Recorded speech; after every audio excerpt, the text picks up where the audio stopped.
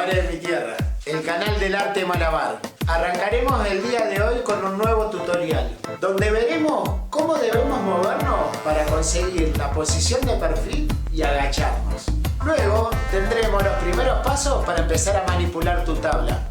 Y para finalizar, bajaremos y pondremos una rodilla sobre ella.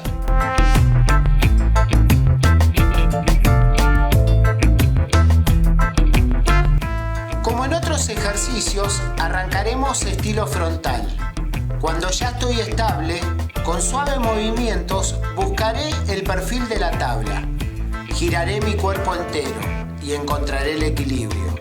Luego, bajaremos una rodilla lo más cerca de la tabla. Nuestro equilibrio lo manejo con la punta de los pies de atrás y de adelante. Es importante que nuestro cuerpo también esté en equilibrio. Así nos brindará más estabilidad.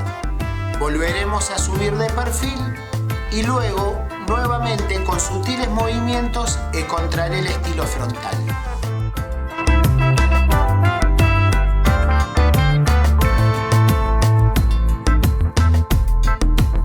Acá veremos la técnica de cómo manipular mi tabla. Debemos bajar con las rodillas abiertas hasta tener contacto con la tabla. Al llegar al contacto, apoyaremos las manos en la tabla, entre la coyuntura de mis dedos y mi mano, siempre sosteniendo el equilibrio de mis pies.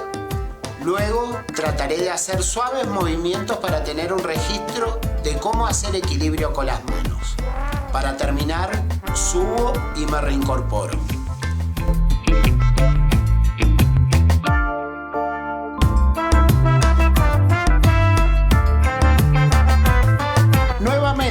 De estilo frontal, bajaremos con rodillas abiertas y sujetaremos la tabla con una mano.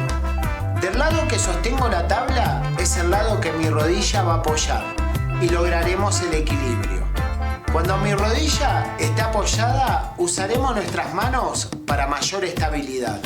Luego, vuelvo a sostener la tabla para que mi pie vuelva a su posición. Subo y me reincorporo. Una breve explicación de 3 movimientos que te servirán a futuro en esta disciplina. Si te gustó, dale like y agrega tus comentarios. Y me olvidaba, acá abajo, MDT, Malabares de mi tierra. Pulsás y listo. Chau, chau, hasta la próxima.